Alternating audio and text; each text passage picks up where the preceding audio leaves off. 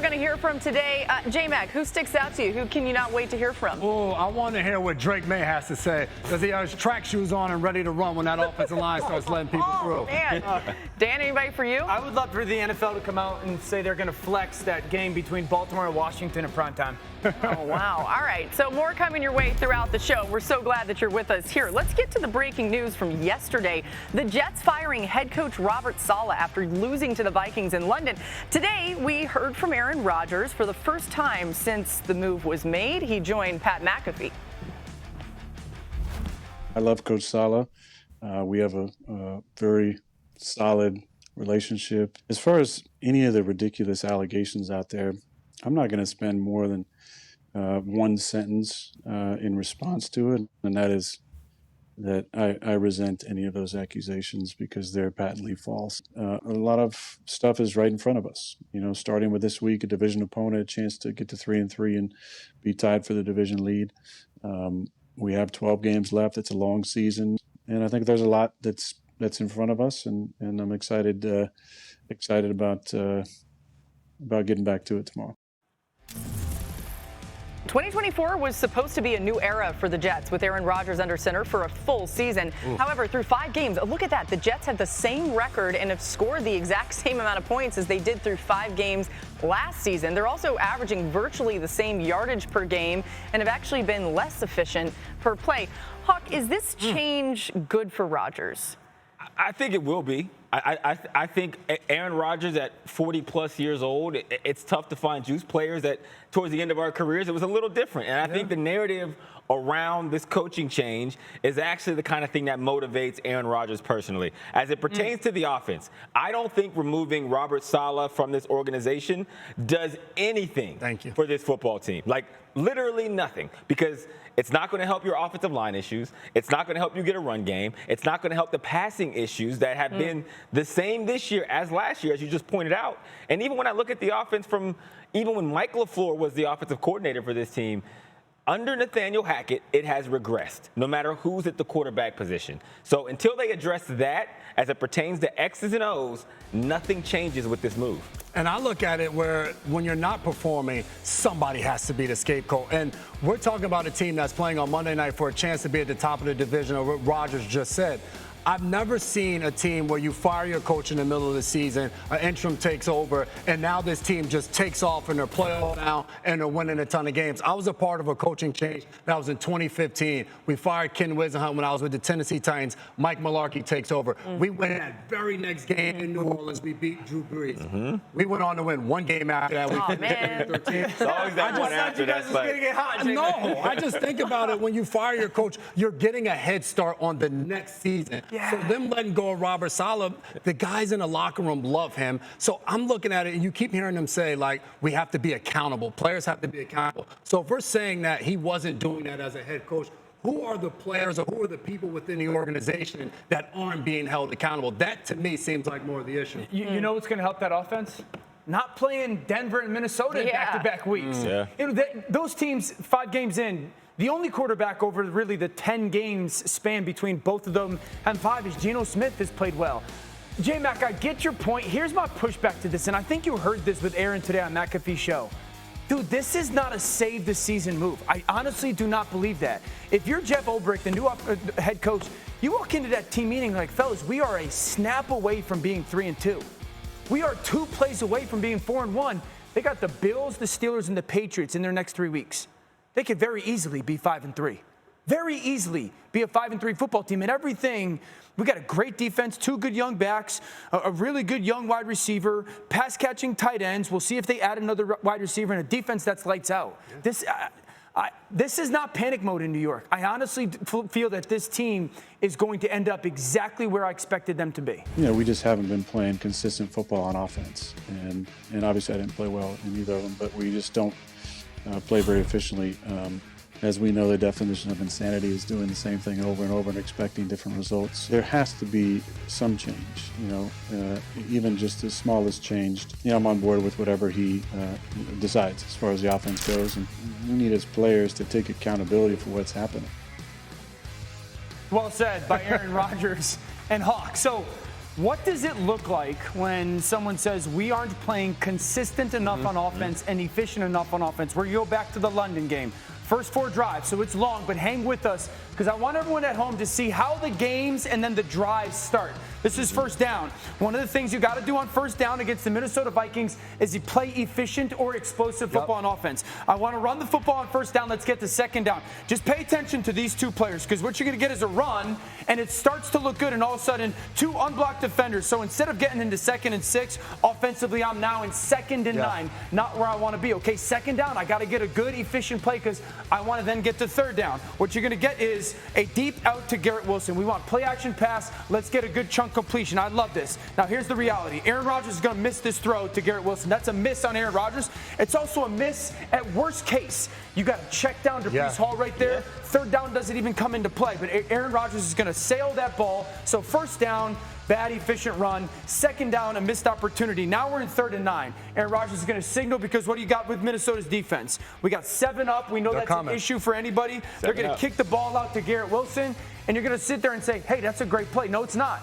Because it's only an 8-yard completion, all of a sudden we're off the field. There's so many details that have been affecting the Jets offense, and even that, it looks like Garrett Wilson is running a hitch where Aaron Rodgers is throwing the slant. And then that 7-up look, that's going to rear its head again because it also tells the Vikings defense of how Aaron Rodgers is going to react to it. And think about it like this. First down, bad offensive line. Second down, quarterback misses a throw. Third down, it doesn't matter. The defense has already won it.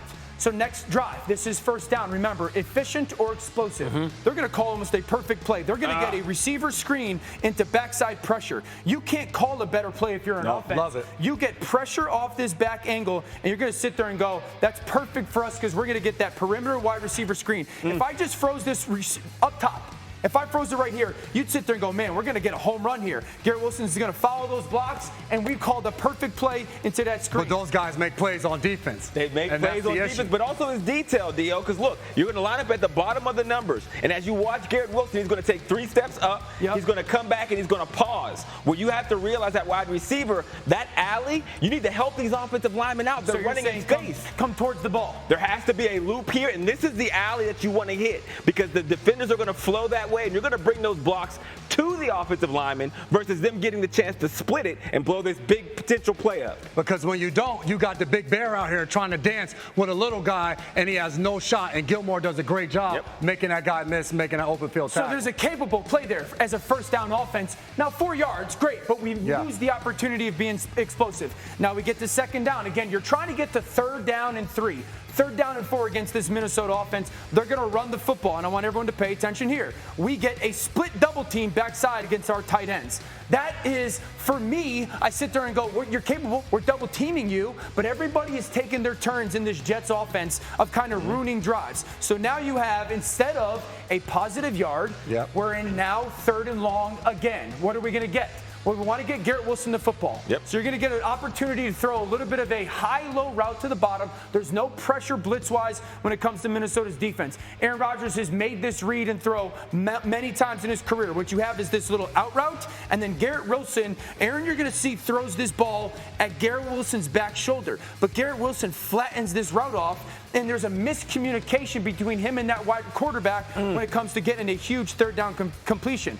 Again, I sit here and I say, these offensive players are just taking a turn and not making those executions. And this is more of the detail. And again, you never know the exact route that the offense is going to go to. But right now, he's going to 10 yards, and he's trying to roll to 15. Versus this coverage, it should probably be more of a 15-yard depth. You want him to go a little higher, right? Absolutely. Because that corner drop under down. coverage, high coverage, you have to split the difference and find this hole. And you can see Aaron Rodgers throws that back shoulder ball, and it's a missed catch. Absolutely. And for all you guys are saying from an offensive perspective, hey, it's not what they're doing, it's what we're doing. But what I see are guys whooping guys on the offense's butt, and now it's putting you in these situations where they have to make the perfect throw and catch with the route and the quarterback to be able to make a play. For a defender, it's like, we're making it hard on you. You have to strain to get anything on us. Okay, so next drive, we get first down. Remember, efficiency or explosive. We're just going to throw a little 4-yard out route to Garrett Wilson. I actually like this. I'm totally fine with this.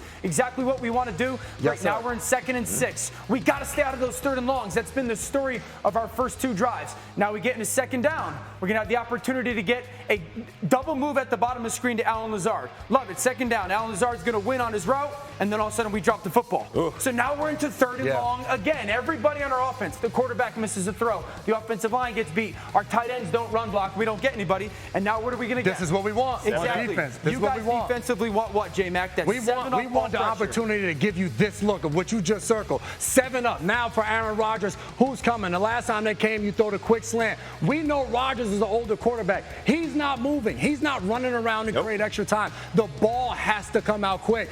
The droppers know as well. And you guys know he loves these triple slants out of this trips formation. So they set it up where Rodgers is going to check to it. There's the fallout, and then that pick 6. But here's the thing for me. As I watch this, that's 3 drives for everybody at home. There's been 1 play made by Minnesota's defense, Van Ginkel. There's been so many missed opportunities from the Jets offense that is that's the quarterback in you, though. I look at it when a guy is punching somebody in the mouth. Yes, you're not making that play because we're not allowing you to make that play. We got to execute better, and everybody's got to stop taking their turns. Okay, next drive.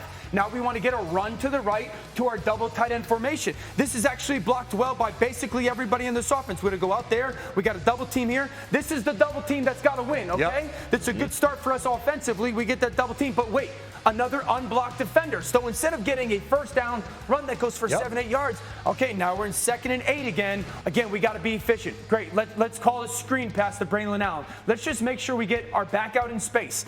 Just very similar to the Garrett Wilson screen. This is a great call. You get lifted coverage. If I freeze this moment right here when it comes, you're sitting there going, man on, man on. I got 2 guys that can lead the charge. This is going to be a block, a great screen. We dropped the football. So now we're into what? That's on y'all. That's on y'all. 3rd down and 8. That's the 2nd drop. Okay, now we're going to get a blowout coverage. Aaron Rodgers is going to drop back. He's got 4 verticals, right? He's got vert, vert, vert. Okay, Aaron Rodgers is going to drop back and launch this football to the seam to Allen Lazard. Bad throw by Aaron Rodgers. But here's the thing.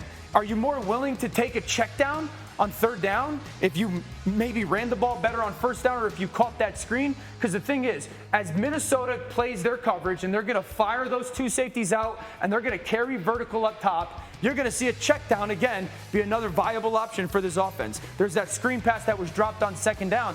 But as Aaron Rodgers sails that football, it's 2 missed throws. Aaron Rodgers missed Garrett Wilson. He misses this throw. And to me, this is frustration, though. Like, he's not open. Like, yes, he's missing his throw. He's missing it because Byron Murphy is underneath Allen Lazard. There's no separation. And as a defense, you have to be underneath to force it. If he tries to sneak this ball in, he has no choice but to throw it too high. And this is just 2-man. Rodgers has seen this coverage thousands of times. This is frustration of not being able to get anything going where you're just like, I got to make a play, and you're throwing that ball, and he's not open. And I sit there and I go, hey, if that 1st down run was a little bit better, if we just caught that 2nd down screen and got the 3rd and 2, 3rd and 3, you could take that check down and get a 1st down. But you feel like it's 3rd and 8 and you're down 10-0, maybe 17-0 coming. You got to force the football. The Jets offense right now can't get out of its own way. Yes, there has to be scheme infusion. They got to use stacks, bunches, motions way more. But that's 4 drives that everybody took their turn essentially ruining the play. Aaron Rodgers said it himself today on Pat McAfee Show. They got to find a way to play more consistent and more efficient on offense. If they do that, all the noise will go away. And we'll get to see if that happens on Monday Night Football. Excellent work, you guys, on Cover 3.